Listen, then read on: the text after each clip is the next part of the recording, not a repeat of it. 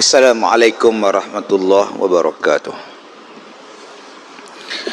Bismillahirrahmanirrahim. Alhamdulillahi rabbil alamin. Wassalatu wassalamu ala rasulillah wa ala alihi wa ashabihi ajma'in. Qala Allah ta'ala fi kitabihil karim. A'udzu billahi minasyaitonir rajim. Ma nansakh min ayatin aw nunsiha na'ti bi khairin minha aw mithliha alam ta'lam anna Allah ala kulli syai'in qadir. Sadaqallahul azim. Alhamdulillah, kita sambung kitab Muhimmah fil Ilmil Hadis. Kita terus lihat pada muka surat yang ke-29. Telah mengeluarkan khatib di mana-mana perempuan yang keluar daripada rumahnya dengan tiada izin suaminya adalah ia perempuan itu di dalam murka Allah Subhanahu wa taala hinggalah kembali ia kepada rumahnya atau hinggalah redha oleh suaminya. Baik, tuan-tuan yang saya hormati, yang pertama kita lihat di sini tentang seorang isteri yang keluar daripada rumah tanpa izin daripada suami dia. Maka kalau dia keluar tanpa izin daripada suaminya, maka perempuan ini sentiasa berada dalam murka Allah Ta'ala hinggalah dia balik ke rumah dia atau balik redha dengan suami dia. Persoalan dia, adakah langsung tak boleh keluar? Adakah langsung isteri tadi tak boleh keluar? Baik, yang pertama kita lihat di dalam satu kata-kata daripada Imam An-Nawawi tentang masalah isteri yang keluar tanpa izin jika ada sebab. Kata Imam An-Nawawi, walau kanat maridah aw kana biha qarhun yadurruha al-wat'u fahiya ma'dzurah fil imtina' anil wat'i wa alaihi nafaqah idza kanat 'indahum. Yang pertama, seorang isteri itu boleh keluar daripada rumah dia jika dia dalam keadaan sakit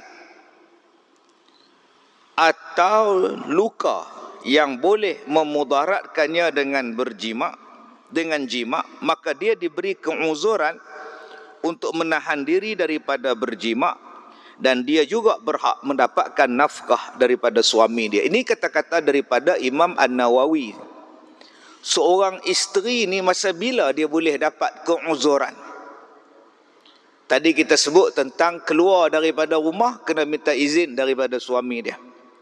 Dan kita dah belajar dahulu seorang isteri layan suami dia. Bila masa yang boleh jadi ma'dzurah? Bila sakit, dia sebut di sini. Bila sakit, bila berada di dalam keadaan uzur, maka isteri tadi gugur kewajipan kepada dia. Maksudnya apa? Kalau isteri tadi berada dalam keadaan darurah, maka pada masa itu dia boleh keluar daripada rumah dia tanpa izin dia. Macam mana ma'zurah dia tak melayan suami dia untuk diajaknya berjima'. Kerana apa? Kerana sakitnya, kerana ma'zurahnya, kerana uzurnya, maka dia boleh tolak permintaan suami. Macam tu jugalah dia boleh keluar daripada rumah dalam keadaan tidak minta izin daripada suami dia. Kerana apa? Kerana dia dalam keadaan ma'zurah, dalam keadaan uzur, dalam keadaan sakit untuk mendapatkan rawatan dan sebagainya. Walaupun dia keluar tu tak minta izin daripada suami dia, hukum dia harus. Misalnya isteri sakit. Macam mana yang saya katakan tadi, bila isteri tadi sakit, suami ajak bersama, boleh tolak. Dia tak berdosa. Suami tak boleh paksa dia. Dia kata, abang saya sakit, saya tak boleh layan abang, minta maaf. Maka kaedah yang sama dipakai bila isteri tadi keluar daripada rumah, ada sebab uzur yang dibenarkan oleh syarak, maka dia tak perlu minta izin kepada suami dia, keluarlah. Seperti apa? Sakit untuk mendapatkan rawatan dia. maka dia boleh keluar daripada rumah tanpa izin. Ataupun mencari makan. Disebutkan kepada kita tadi tentang nafkah.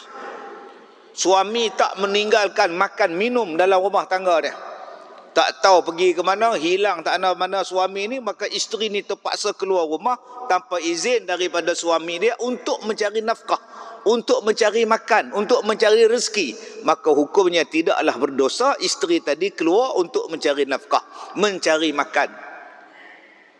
Yang ketiga, seperti mana yang juga disebutkan oleh Imam An-Nawawi dalam kitabnya, idza khafat ala nafsiha aw maliha min fasiqun aw sariqun, kata dia.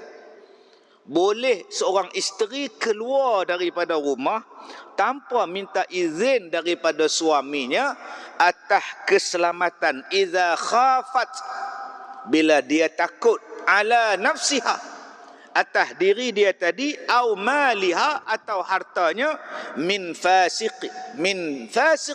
au sariq, daripada orang yang min fasiq ataupun asariq, daripada orang yang fasik, orang yang buat jahat atau yang nak mencuri. Maka dia boleh keluar daripada rumah dia tanpa izin daripada suami dia. Suami dia tak ada, tinggal isteri seorang di rumah. Datang orang nak mencuri, nak merompak, dia lari ikut pintu belakang, menyelamatkan diri dia, maka dia harus keluar. Ataupun datang orang fasik yang nak menceroboh isteri dia, yang nak buat jahat ke atas isteri dia, maka dia pun keluar kot tingkap, lari selamatkan diri dia, maka hukumnya dibenarkan syarak. Jadi tuan-tuan, di sini kita lihat ada beberapa perkara yang membolehkan seorang isteri keluar daripada rumah tanpa izin daripada suami dia. Yang pertama, kerana sakit, uzur. Dia nak dapatkan rawatan, nak dapatkan pertolongan kerana dia sakit, maka dia harus keluar tanpa izin daripada suami dia. Yang kedua, diharuskan kepada seorang isteri tadi keluar daripada rumah kerana apa? Mencari nafkah, untuk makan, untuk minum, kerana suami dia tidak meninggalkan biaya untuk perbelanjaan dia. Maka hukumnya adalah harus dikiaskan kepada suami yang ajak bersama. Isteri boleh tolak atas sebab-sebab yang saya sebutkan tadi.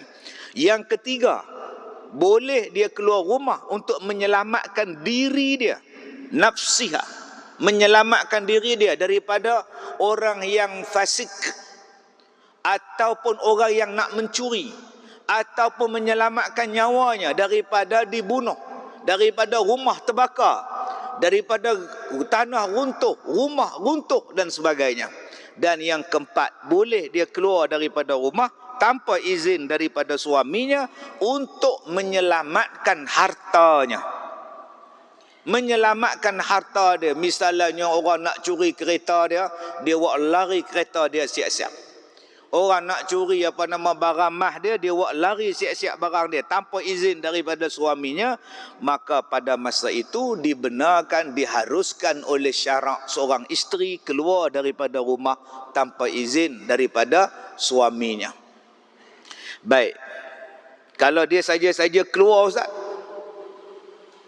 suami pergi masjid, isteri saja-saja keluar pergi cari kutiau, cari kutiau. Suami tahu tak? Suami tak tahu. Dia minta izin tak? Memang tak tahu, tak minta izin. Main keluar gitu je. Dia telefon kawan dia, jom kita lepak kat luar. Yang suami pergi sembahyang Isyak, dia duduk makan. Yang tu tanpa izin. Ataupun yang tanpa izin tu apa dia? Dia pergi kerja, cikgu sekolah. Abang izinkan kamu pergi kerja sebagai cikgu sekolah. Habis kerja sekolah, isteri dia pergi bawa rombongan, pergi melawat IKEA. Dia kata IKEA ada offer 99, dia pergi. Suami tak tahu pun. Dia kata tak apa, lagi balik rumah lagi aku minta, aku pergi tahu pada dia. Kok sempat. Kok aksiden kat depan tu, mati. Suami tak tahu apa cerita pula. Sebab tu jenis macam tu dosa. Yang kelima, yang boleh keluar walaupun suami larang, minta izin. Suami larang. Boleh tak keluar Ustaz? Boleh. Apa dia? Menuntut ilmu yang wajib. Menuntut ilmu yang fardu ain. Abang, malam ni ada kuliah muslimat di masjid. Saya nak pergi haji. Malam ni kursus haji. Jadi saya minta izin nak pergi. Aku tak izinkan. Abang, saya nak pergi haji lagi 2 bulan bang. Saya tak faham sangat ni. Haji tamattu' tu lagu mana? Tamattu' tak tamattu'? Duduk di rumah. Aku tak izinkan. Maka harus isteri tadi pergi menuntut ilmu yang fardu ain. Dengan satu syarat. Bahawa suami tak mengajar dia. Suami tak ajar dia, suami tak pernah ajar dia, dan dia memang jahil sungguh, dia memang tak reti sungguh, maka pada masa itu berdosa si suami larang dan harus isteri keluar, dan tak berdosa pada si isteri. Yang berdosa siapa?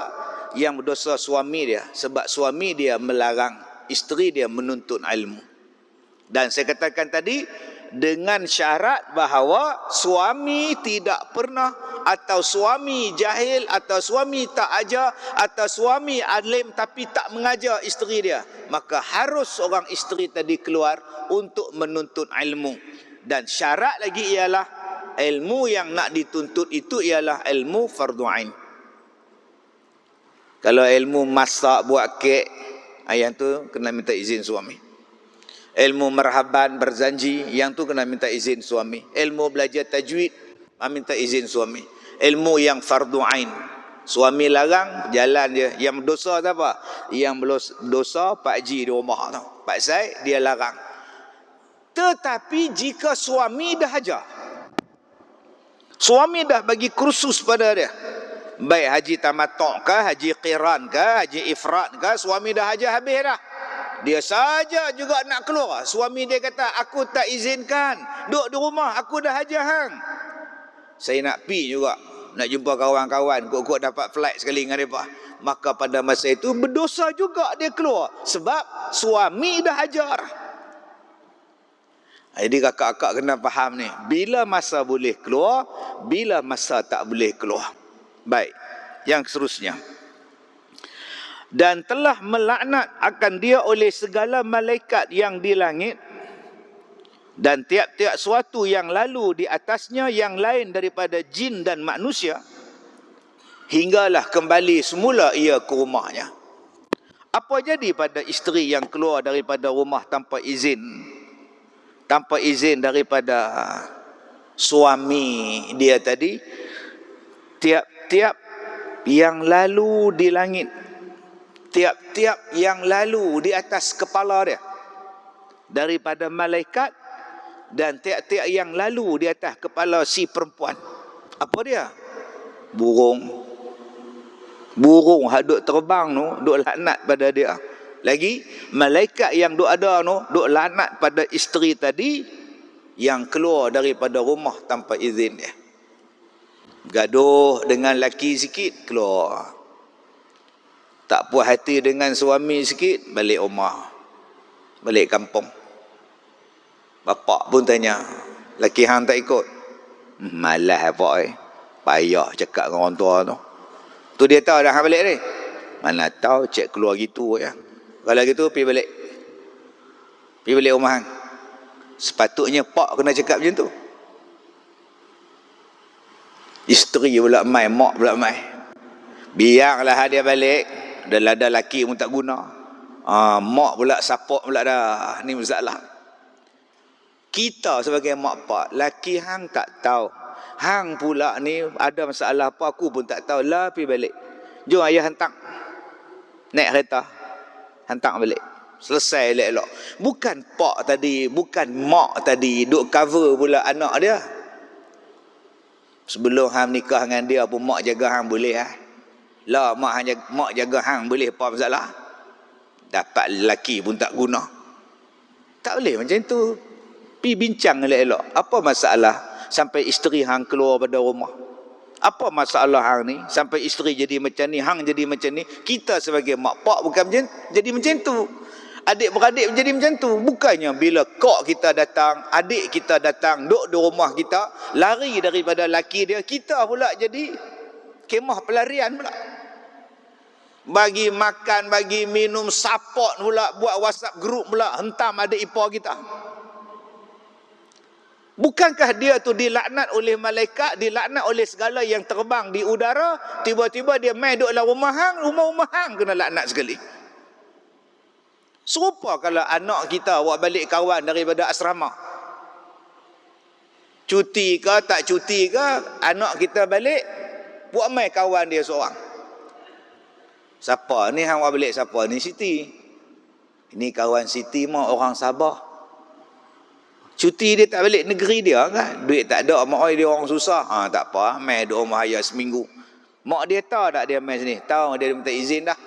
Pun dia minta izin pada mak ayah tumpang pasal tak ada duit nak beli tiket. Yang tu tak apa. Ni siapa ni Siti? Kawan cek. Dia duduk sini pasal apa? Dia bergaduh dengan mak dia. Dia tak suka dengan mak dia. Pak dia pun macam tu juga. Tu yang dia main sini. Dia tu anak dahaka yang hampir belah dia pasal apa? Sepatutnya nasihat dia, pakcik bukan larang anak main rumah pakcik, tapi anak ni lawan mak adik, lawan bapak. Allah tak suka adik pula main duduk rumah pakcik, anak pula main duduk rumah pakcik, pergi tidur dengan anak pakcik. Pakcik takut kena laknat dengan rumah pakcik sekali kena. Sepatutnya kita macam itu selesaikan. Tetapi kalau mereka itu menghadapi masalah yang mana kalau tak keluar daripada rumah dia akan jadi susah, maka pada masa itu ada satu kaedah usul fiqah yang membolehkan mereka itu keluar daripada rumah yang dipanggil sebagai ad-darar yuzal. Perbuatan darurah, keadaan darurah menyebabkan sesuatu benda itu tersingkir. Kalau dia duduk di rumah, dia dirogol oleh bapak dia. Dia duduk di rumah, dia dirogol oleh abang dia. Maka pada masa itu keluarlah dia daripada rumah, selamatkan diri dia. Itu dipanggil sebagai darar. Maka kerana kesusahan itu membolehkan dia buat sesuatu yang sebelum ini dilarang untuk dapatkan keselamatan. Yang tu tak apa. Tapi kalau saja-saja bergaduh dengan mak dia bukan sebab yang darurah, tak puas hati apa tak tahu, mai duduk di rumah kita cuti sekolah seminggu, kita pula jadi tukang support dia dengan kita sekali, tuan-tuan. Bimbang laknat itu turun ke atas kita. Baik, yang pertama, yang tak laknat orang yang keluar ni siapa dia? Jin dan manusia. Hak lain tu laknat semua, tuan. Jin manusia ni dia kecuali saja ada benda serupa kita duk usung mayat tu. Kita duk usung mayat bawa keranda tu dulu-dulu ni. Lah dah naik van tak nampak lah. Dulu duk bawa keranda tu. Yang mendengar jeritan mayat tu semua binatang makhluk. Yang tak dengar jin dan manusia. Kalau jin dan manusia dengar pun jeritan si makhluk tadi, mayat tadi, pengsan kita ni. Begitu juga bila keluar daripada rumah tanpa izin. Yang duk laknat mereka siapa? Malaikat yang terbang di atas di langit tu. Malaikat jin dan manusia saja yang tak laknat, yang tak dengarnya. Baik, yang kedua. Dan telah mengeluarkan oleh Ahmad dan Tabrani dan Baihaqi dan Hakim. Mana-mana perempuan yang memakai bau-bauan, kemudian keluarlah ia, maka lalulah ia atas suatu kaum, supaya mendapat mereka itu akan baunya, maka perempuan itu seperti berbuat zina, dan tiap-tiap mata yang memandang itu seperti berbuat zina. Yang pertama tadi kita belajar tentang isteri yang keluar rumah tanpa izin suami. Sekarang kita nak tengok pula tentang suami, isteri yang keluar daripada rumah memakai bau-bauan. Dalam bahasa kita sekarang, minyak wangi. Dalam bahasa kita sekarang, perfume. Dia ada beberapa jenis. Pertama kita panggil minyak wangi. Kedua kita panggil deodorant. Ketiga kita panggil Penyah bau. Penyah bau nak panggil apa tu? Dia menghilangkan bau. Dia bukan wangi, dia menghilangkan bau badan. Dulu orang tua-tua kita dulu dia suka pakai satu produk daripada Indonesia. Nama produk tu Hibka. Saya tak tahu ada ke tak ada Hibka lah ni. Hibka ni warna putih. Ambil letak di tapak tangan, bubuh celah-celah ketiak tu, dia menyerap bau busuk. Dia menyerap bau peluh. Dia menyerap bau ketiak. Akhirnya perempuan tadi tak bau. Itu dipanggil sebagai penyerap bau. Penyah bau. Yang keempat dipanggil bedak. Ada dipanggil bedak talkum. Ada yang dipanggil bedak sejuk. Ada yang dipanggil bedak kompak. Macam-macam jenis bedak. Jadi tuan-tuan, mana yang boleh pakai, mana yang tak boleh pakai ni? Adakah langsung orang perempuan tak boleh pakai minyak wangi? Dalam hadis ni Nabi kata apa tadi? Kata dia, mana-mana perempuan yang memakai bau-bauan, kemudian keluar ia, maka lalu ia atas suatu kaum, supaya mendapat mereka itu akan baunya. Perempuan itu dosanya seperti berbuat zina. Dan kita yang laki-laki ni, yang seronok dengan bau dia, berselera dengan bau dia, kita ni pun dapat dosa zina juga. Masya Allah. Tuan-tuan yang saya hormati, ini yang disebut oleh Nabi SAW dalam satu hadis. Ada 3-4 hadis. Ada yang hadis sahih, ada yang hadis hasan, yang menceritakan tentang wangi-wangian ini. Nabi sebut apa? Ayyuma mra'atin ista'tarat famarrat ala qaumin liyajidu min rihiha fahiya zaniyah.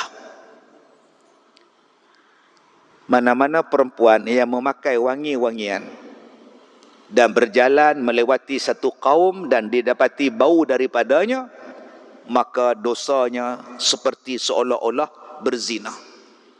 Ini ada hadisnya tuan-tuan. Okey, ada hadis tentang orang perempuan yang memakai bau-bauan, yang memakai minyak wangi. Dan kalau kita lihat yang berlaku di zaman sahabat Nabi SAW, ada 2-3 orang sahabat Nabi yang menghalau orang perempuan. Dia dalam perjalanan nak ke masjid, jumpa dengan satu perempuan yang pakai minyak wangi, lawa-lawa wangi bau ni. Sahabat Nabi ni tahan. Antaranya siapa dia? Umar Al-Khattab. Yang ni cengeng tu ni, garang ni. Yang keduanya Abu Hurairah radhiyallahu an. Dia tahan perempuan ni, dia suruh pergi balik. Hang balik, hang pergi mandi apa semua lu, tak ada minyak wangi, baru hang datang ke masjid. Seorang sahabat Nabi nama dia Abu Hurairah. Seorang lagi sahabat Nabi namanya Umar Al-Khattab. Ada dalam hadis tuan-tuan yang tahan mereka ni, yang pakai wangi-wangian ni. Sebab itu dalam satu hadis Nabi SAW disebut apa? Ayyuma mra'atin tatayyabatin thumma kharajat ilal masjid lam tuqbal laha salatun hatta tastaghsil. Mana-mana perempuan yang pergi ke masjid memakai wangi-wangian, tidak diterima solatnya sehinggalah dia mandi. Yakni dia menghilangkan bau wangi dia tadi. Baik, persoalannya, adakah kita langsung tidak boleh memakai, orang perempuan langsung tidak boleh memakai wangi-wangian? Baik, tuan-tuan tengok dalam hadis ni. Pertama, ayyumam ra'atin istaqtarat famarrat ala qaumin. Dia sebut, mana-mana perempuan yang memakai bau-bauan lalu keluar daripada rumah, maka lalu dia atas suatu kaum supaya mendapat mereka itu akan baunya. Maknanya dia keluar di tengah majlis. Dia masuk di tengah majlis. Dia duduk bercampur. Dia lalu di hadapan orang lain daripada laki-laki yang ajnabi dengan dia. Satu. Jadi akak-akak, abang-abang, isteri kita kena jaga. Bila nak keluar daripada rumah, hang pakai wangi-wangi pasal apa ni? Pasal saya nak masuk majlis, saya nak campur dengan orang, saya nak pergi semayang, saya nak pergi kenduri kahwin, saya nak pergi mesyuarat, saya nak pergi pejabat. Sebab tu saya sembur minyak wangi banyak-banyak abang oi, supaya depa bau wangi minyak wangi saya. Maka isteri kita ni dah buat dosa macam orang berzina. Dan orang yang tengok dia, wah wanginya. Dia lalu depan laki-laki tadi, laki-laki kata, wah wanginya. Laki-laki tadi pun berlari pergi beli bunga. Beli bunga dekat penjual bunga tu. Lari kejar si perempuan tadi. Sebab apa? Sebab wangi sungguh awak, saya suka pada awak. Ni dalam iklan dalam TV 20 tahun dulu kalau tuan-tuan ingat. Laki-laki yang macam tu berbuat dosa zina sebab suka pada yang tu. Isteri kita, adik kita, mak kita, anak kita pun buat zina, yang hak tu bagi suka, bagi bunga lah apa tadi pun buat zina juga. Maka itu adalah diharamkan. Dua. Boleh tak dia pakai minyak wangi, Ustaz? Boleh. Di mana? Di rumah. Untuk siapa? Suami dia, mak dia, pak dia, anak dia, adik dia pakai di rumah. Yang tu tak ada siapa larang. Hang nak sembur 10 botol sekalipun terpulang. 3. Boleh tak Ustaz kalau dia keluar daripada rumah, dia pakai minyak wangi? Minyak wangi apa? Minyak wangi apa? Ini yang ketiga ni. Dia pakai minyak wangi tu tak kuat Ustaz, sekadar dia calit sikit je. Yang mana wangi tadi Ustaz, sekira-kiranya hanya untuk menjadikan orang selesa duduk dengan dia. Sebab ada setengah orang bau ketiak dia tuan-tuan, satu ofis perit, pekat. Tuan-tuan kalau duduk sebelah dia, dia tangkap kepala. Mai sembahyang Jumaat, dia tangkap kepala.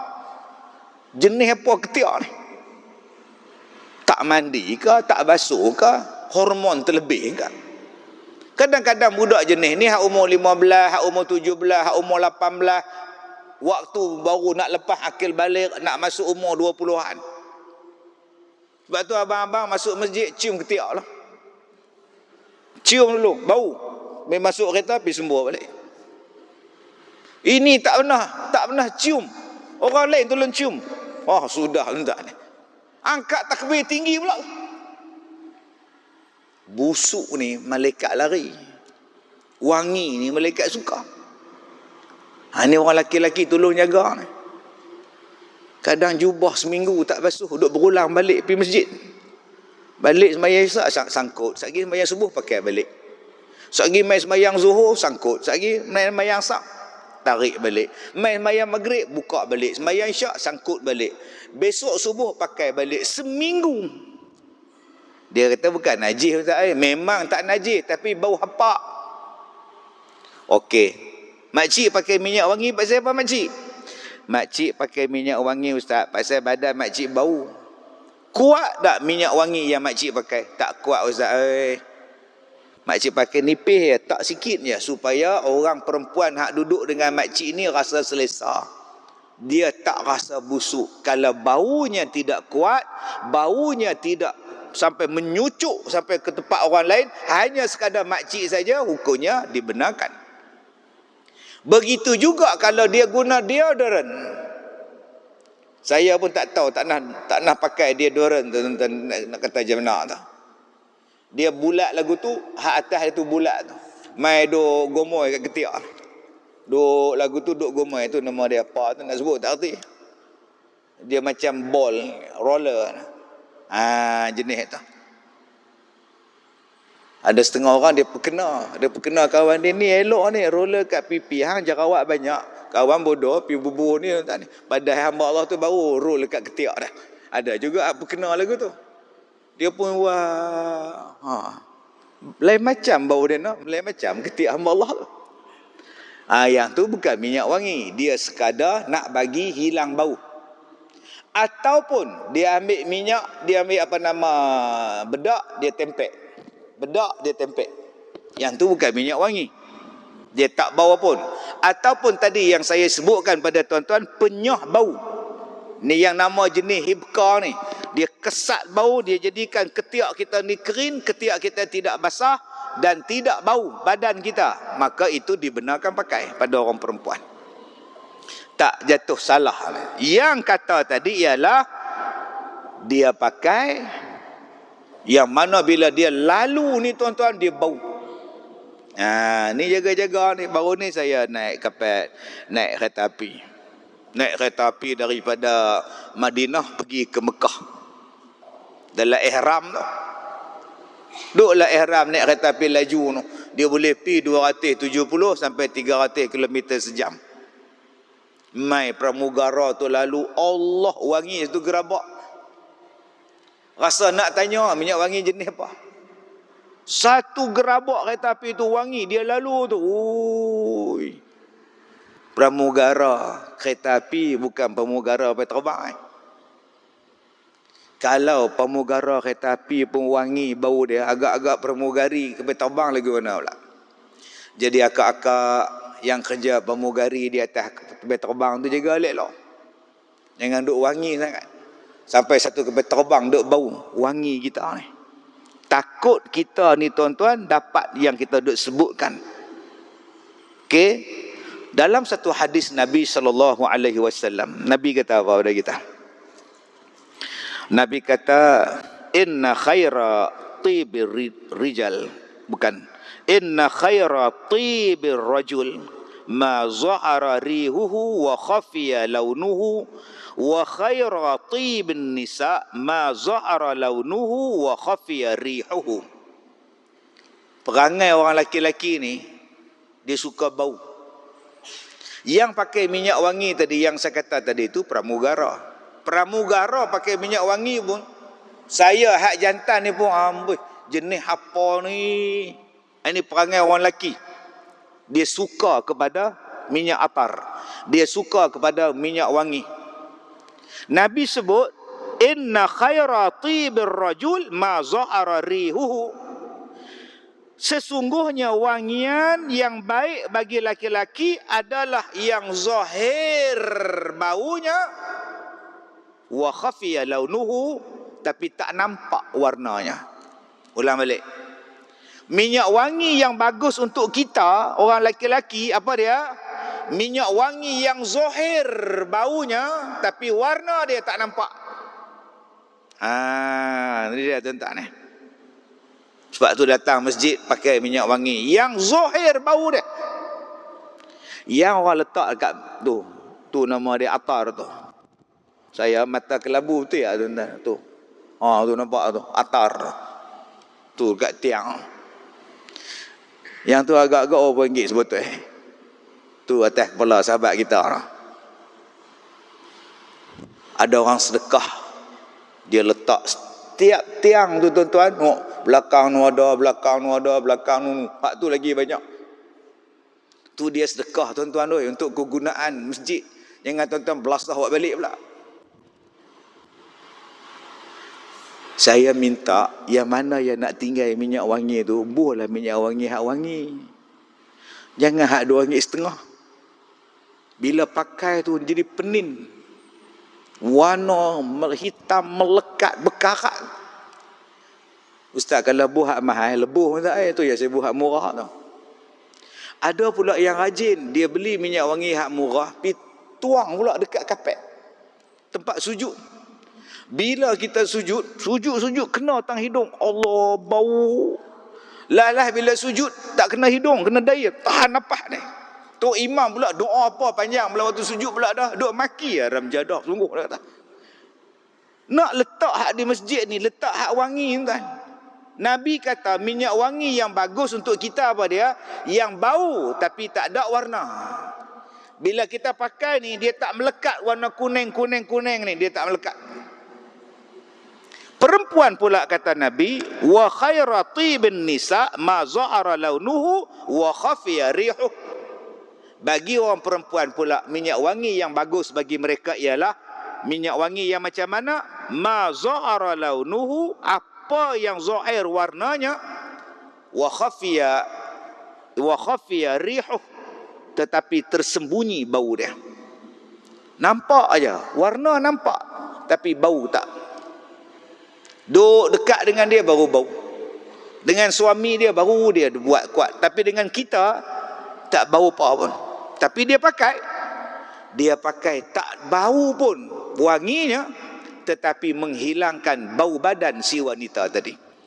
Jadi akak-akak, abang-abang, jagalah benda ni. Jangan hanya dengan sebab kita ni suka pada perempuan yang pakai minyak wangi, kita gairah dengan dia, kita tergoda dengan dia, kita rasa, hui, wanginya, kita dapat dosa berzina. Dan jangan pula akak ni saja nak bagi laki-laki seronok dengan wangian kita, tak paksai-paksai, kita dapat dosa penzina pula. Baik.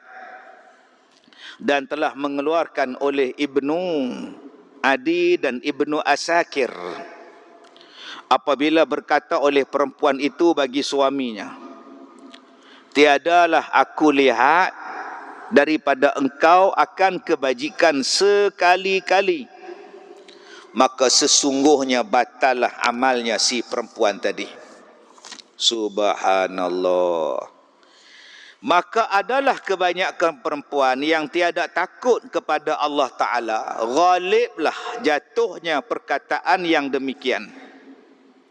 Jikalau berbuat baik oleh suaminya pada sekalian masa sekalipun, tetapi dilihatnya kejahatan suaminya daripadanya, isteri berkata, tiadalah ada aku lihatnya suatu kebajikan kamu sekali-kali, maka batallah segala amalan si perempuan tadi. Masya Allah, tuan-tuan. Ni nama dia bahaya lidah. Ni namanya bahaya lidah. Bahaya lidah tu apa? Dalam Quran banyak disebut. Satu, la tubtilu sadaqatikum bil manni wal adha. Janganlah kamu batalkan sedekah kamu dengan kamu ungkit balik, dengan kamu menjadikan orang yang kamu sedekah tu sakit hati. Batal pahala sedekah dengan sebab kamu ungkit. Kalau saya tak sedekah pada kamu, kamu tak makan tau, habis pahala. Habis pahala kita. Baju yang dia pakai tu, saya sedekah tu. Rumah dia terbakar, saya bagi baju satu kontena, tu yang dia boleh pakai baju. Habis pahala kita. Kita tengah duk makan nasi goreng di kedai, datang orang minta sedekah, encik, saya lapar encik. Kamu ni tak boleh tengok aku senang ke? Asyik aku nak makan, kamu datang. Kita pun ambil duit, lempar ke tepi, lempar ke tanah. Makan, berambus. Dia pun ambil duit tadi pergi beli nasi goreng. Itu membatalkan pahala kita, menyakitkan hati dia. Kerana lidah ni, tuan-tuan, kadang-kadang kerana lidah ni, tuan-tuan, boleh jatuh gugur, boleh gugur cerai, boleh gugur talak, walaupun bergurau. Isteri dia bersalin, balik kampung, tinggal dia seorang. Mat, aku tengok hang ni pagi kat kedai, petang kat kedai, malam makan di kedai. Apa bini hang tak ada? Dia cakap, aku dah cerai dah bini aku. Jatuh talak, tuan-tuan. Biar betul, Mat. Takkan dah cerai? Tak adalah, saja gurau melawak lah. Hang ni aku melawak pun percaya. Bini aku beranak, aku hantar balik kampung. Pakcik, dah jatuh talak, pakcik. Lidah main-main. Batal, tuan-tuan. Batal, itu belum masuk syirik lagi. Kata-kata ni, salah satu kata-kata yang membatalkan pahala ialah kata-kata orang perempuan kepada suami dia. Kahwin, suami beli rumah, bagi makan, beli beras, bayar elektrik, bayar air, bayar kereta, buat pergi umrah, buat pergi haji, balik kampung, buat berjalan pergi Langkawi, hari tu berjalan pergi Korea, hari tu nak barang mah, beli barang mah, kemarin nak Kuwait, beli Kuwait, apa hak isteri minta bagilah. Satu hari suami ni bocor rahsia nikah lain.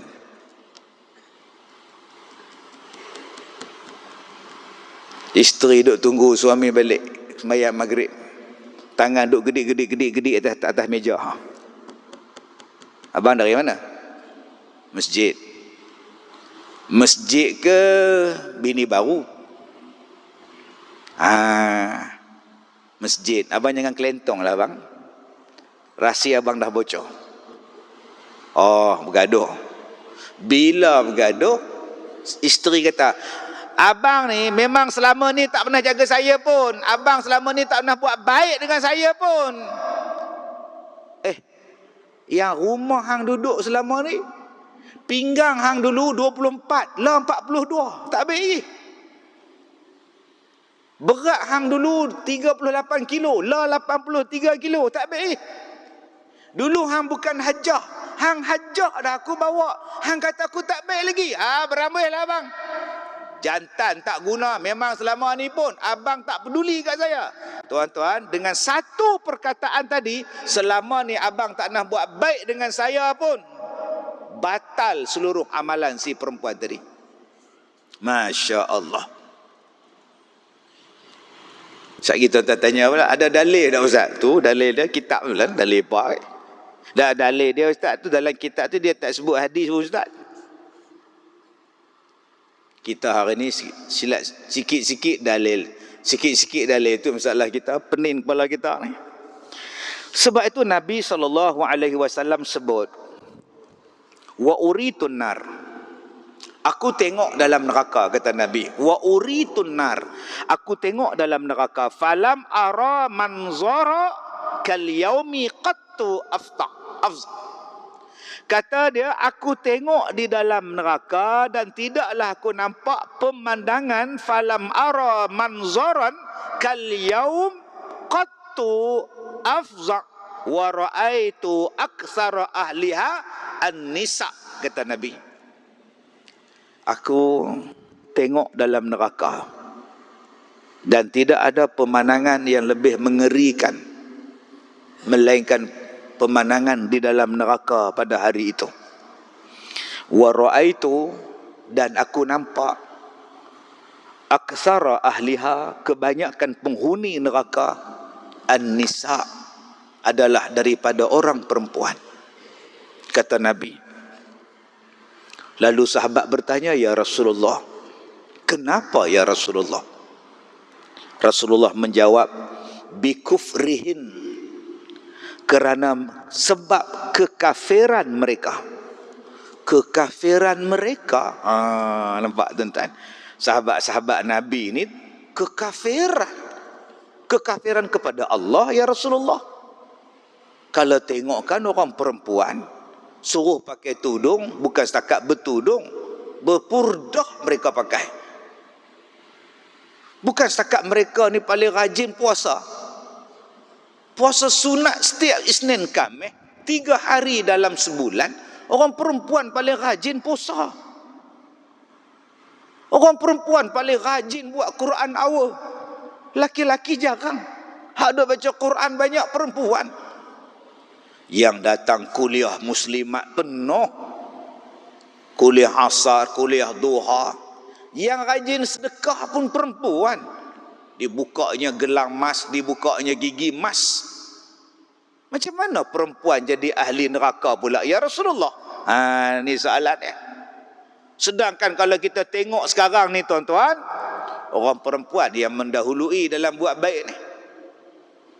Nak sedekah pun mereka, bela anak pun mereka, beranak pun mereka, bela mak mertua pun mereka, bela mak kandung pun mereka, semua orang perempuan. Tang mana pula yang jadi ahli neraka ni? Nabi kata bikufrihinna, sebab kekufuran mereka. Adakah kekufuran kepada Allah? Tak. Nabi sebut yakfurna al-ashir wa yakfurna al-ihsan. Mereka itu mengingkari kebaikan suami mereka dan mereka mengingkari kebaikan orang lain. Tu dia tuan-tuan. Salah satu punca yang masuk neraka ni ialah mengingkari kebaikan suami. Hanya dengan sekali suami buat salah, kebaikan 30 tahun lupus. Pangkah terus. Bila suami buat satu kesalahan, dia pangkah terus. Terus masuk dalam Facebook, suami tak guna. Terus tulis dalam status, apa malang aku dapat suami tak guna. 1 sen tak guna. Padahal jam yang dia pakai, suami dia hadiahkan. Handphone yang dia tulis dalam Facebook tu, handphone tu pun suami bagi kat dia. Malah dia tengah duduk atas sofa, suami dia yang bayar hutang sofa.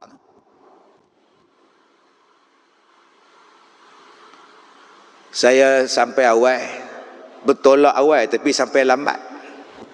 Jalan jam. Sepanjang saya duduk jam tu tuan-tuan, daripada juru, sebelum juru, batu kawan apa semua tu. Berapa banyak saya tengok suami-suami laki-laki yang naik motor. Yang naik motor hujan. Cari duit naik motor. Pakai helmet, pakai baju hujan naik. Tu belum masuk lagi yang duduk bawah jambatan tu tunggu hujan seriat. Nak sampai ke kepala batas ni tahu apa banyak tuan-tuan yang saya jumpa tadi. Hak naik motor lah, tak kerja apa tak tahu lah tu, daripada pulau tu turun daripada jambatan. Bukan sehari, berhari-hari cari duit.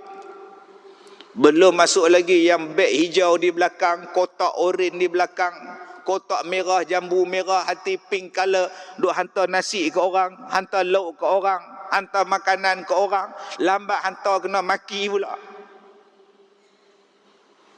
Tengah-tengah malam baru balik. Tuan-tuan tengok hak driver Grab kena bunuh, mayat kena bunuh dalam bonet kereta, sumbat. Cari duit. Untuk siapa tu?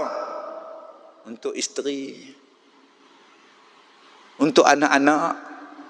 Bila bergaduh, isteri kata, abang tu memang tak boleh harap. Abang tu memang masa bergaduh tak ada abang dah. Hang terus. Bergaduh di mahkamah tu. Hang 30 tahun, 15 tahun, 10 tahun. Yang hak laki ni jenis baik tu, tak boleh harap, jantan tak guna. Kau tak baca lah hadis ni. Dah betul Ustaz. Memanglah dia bagi makan beras tu tanggungjawab dia. Memanglah dia bagi rumah kat saya tu tanggungjawab dia. Macam apa pula? Tapi hak dia bergatai tu jahat dia. Bukan tanggungjawab dia. Dia bergatai 1, tapi dia baik 100 tak? Aku tak boleh tengok baik dia hak 100 tak? Serupalah abang-abang pun. Isteri kita tu punya baik. Sekali dia buat salah, kita pelempang dia pasal apa? Pi terajang dia pasal apa? Pi tolak dia jatuh. Kepala ni kena dekat bucu meja ni. Terbelah kepala ni. Pasal apa yang abang pi tolak? Mulut jahat Ustaz. Saya hilang sabak dah. Hilang sabak apa? Dia beranak 8 anak hang dia beranak. Hang lupa jasa dia. Ya, kurang ajar sangat. Tu ya bagi dia. Bagi sekali. Siapa suruh bagi? Pak saya. Elok. Hang dengan pak hang sama ya. Tak bolehkah bila ada krisis dalam rumah tangga, jangan tengok buruk, tengok baik dulu. Bila kita duk tengok kepada buruk dia, habis. Nabi kata yang aku nampak dalam neraka yang perempuan ramai tu pasal apa? Yakfurnal ashir wa yakfurnal ihsan. Lau ahsanti ila ihdahunna ad-dahra kullahu thumma ra'at minka syai'an qalat ma ra'aitu minka khaira qattu. Kata dia, jika engkau berbuat baik kepada salah seorang di antara mereka bertahun-tahun lamanya, kemudian mereka melihat darimu sesuatu kesalahan, maka mereka mengatakan, aku tidak pernah lihat kebaikan daripada kamu, wahai suamiku. Maka perempuan yang macam ini dipanggil apa? Yakfurnal ashir. Kufur kepada suami dia, kufur kepada nikmat yang suami dia bagi pada dia. Maka batallah segala amalan ibadat yang perempuan tadi buat. Walaupun duk puasa tiap-tiap hari, baca Quran tiap-tiap Quran awal, duk sedekah siang malam, tapi tak hormat kepada suami dia, membatalkan segala pahala dan ibadat yang dia buat. Masya Allah.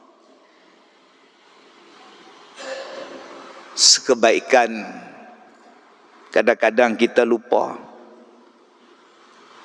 Kita ni duk buat benda baik sekali, dia mari duk buat baik banyak kali, mai sekali hak satu benda ya. Satu benda tu menjadikan kita hilang pertimbangan. Maka kita pun kata dekat dia benda-benda yang menyakitkan hati suami. Kadang-kadang ada suami yang jenis diam, tak kata apa, diam. Mata duk tengok TV, JDT lawan Terengganu, tapi hati ni duk merekam, hati ni duk menangis. Dia bukan duk tengok tuan-tuan bola tu, mata je tengok bola, tapi hati duk teringat apa hak isteri kata. Pak hang tu kali harap Pak hang tu kan belah mak. Anak-anak sambil duk makan nasi, duk dengar mak dia duk cakap. Harapkan pak hang, pak pun tak ada. Pa pun tak ada, dia kata. Okey ustaz, kalau betul suami tu tak betul, macam mana cerita tak? Baik, ada syarat ni. Oi, 3 pelajaran kita baca malam ni, tiga-tiga ada syarat. Nak keluar daripada rumah, ada syarat dia. Nak pakai minyak wangi tadi, ada syarat dia. Seorang isteri nak kata kepada suami dia pun ada syarat dia. Apa syarat dia yang boleh mengatakan pada suami yang suami itu tak betul? Dan apa yang menjadikan amalan batal pahala? Amalan itu akan jadi batal pahala seorang isteri bila dia kata pada suami dia secara umum, memang selama ni pun abang tak jaga saya pun. Memang selama ni awak ada tanggung saya. Memang selama ni awak ada kisah ke tentang saya? Tak ada kan? Tu cara tu. Yang ni yang merosakkan pahala isteri ni. Dia cakap overall. Tapi kalau isteri tadi bercakap khusus, abang selama ni memang abang bagi makan saya, memang abang jaga makan minum kami anak beranak, tapi saya nak komplain satu je, abang tak hormat mak saya. Yang tu tak apa. Ada selama ni abang hormat mak saya. Mak saya datang, ada abang salam dengan dia, ada abang tegur dia, abang makan dengan dia, dia ada. Mak sampai abang keluar, mak keluar abang sampai. Yang tu tak membatalkan, sebab dia tak menafikan baik suami dia. Saya tak nafikan, saya pergi umrah abang bawa, saya pergi haji pun abang bawa, terima kasih abang. Tapi saya nak komplain, abang suka menjatuhkan air muka saya depan kawan-kawan saya. Saya pun ada maruah bang, abang suka condemn saya. Saya malu bang. Yang tu tak apa, sebab dia tak menafikan kebaikan suami dia. Dia tak menafikan. Tapi kalau suami dia buat baik dan isteri kata overall, Abang minta maaf lah, abang terlupa. Abang tu memang selama ni abang dah ingat ke? Dekat bini abang ni pun abang tak ingat, anak-anak abang lagi abang tak ingat. Apa benda yang abang ingat? Yang tu yang batalkan semua pahala dia. Sebab dia balon semua sekali. Suami tak pernah ingat pada dia. Jadi akak-akak, kalau tak puas hati pada suami, cakap spesifik. Spesifik tang mana yang akak tak puas hati pada dia. Abang ni baik, cakap lemah lembut. Abang tak pernah tak garang dengan saya. Abang tak pernah abaikan nafkah untuk saya. Tapi saya nampak abang ni dah terlebih sangat bidang kerja. Abang jarang duduk di rumah. Abang, kami anak beranak ni pun abang perlukan abang di rumah. Yang tu tak apa. Ni pi cerita dekat mak. Yang duk teriak pasal apa lihau. Tak tahulah mak. Puan malang nasi cek. Tuhan uji cek lagu ni dapat laki pun tak guna. Tak guna sungguh ke? Tahulah mak. Tak nak peduli kita kan. Tak tahu. Laki hang tu macam pok hang gak. Contohnya entah. Dia tak pernah peduli kami mak. Bayang cek sendiri pergi cari ikan. Mengeh tepi jalan. Duduk tepi parit cari kawan. Pergi naik apa? Pergi naik motor. Motor siapa? Motor dia. Motor dia. Minyak dia apa? Itu tak mana yang dia tak peduli kan hang? Dia cuma tak bagi ikan kan hang? Hang nak pergi cari ikan kan Ustaz Kazim kata dah dulu, hang nak keluar rumah pergi cari makan, diharuskan walaupun suami tak izin sebab hang nak cari makan. Tapi jangan hang kata pula laki cik tak peduli cik mak dia bukan bagi makan apa kat cik.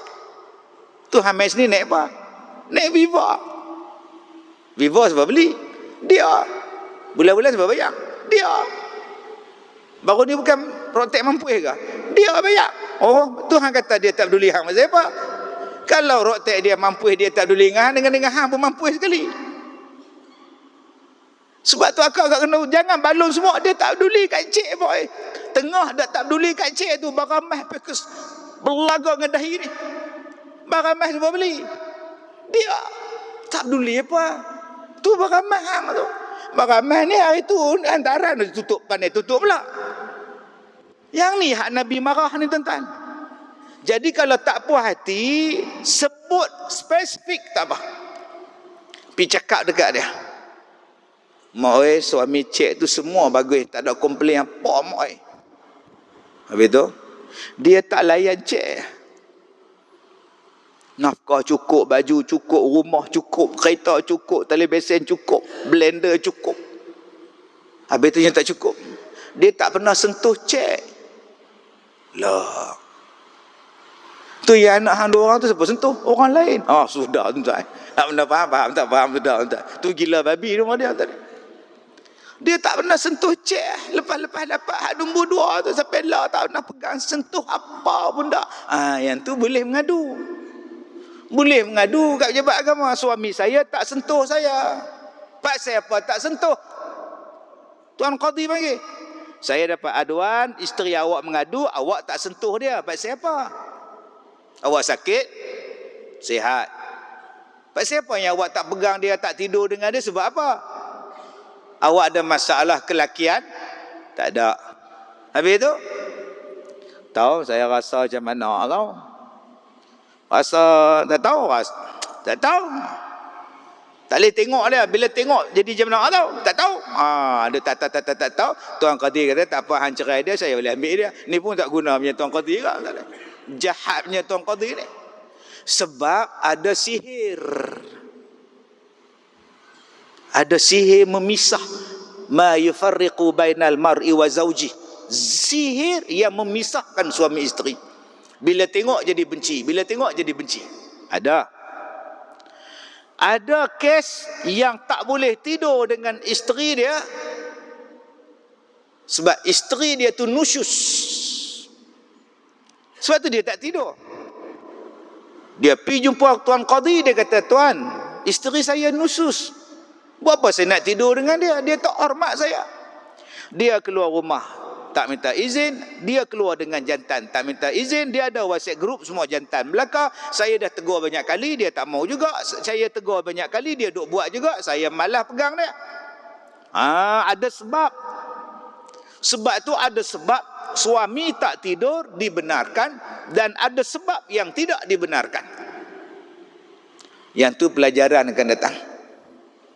Bila masa wajib suami pi layan isteri, dan bila masa tak wajib. Abang-abang kena layan isteri.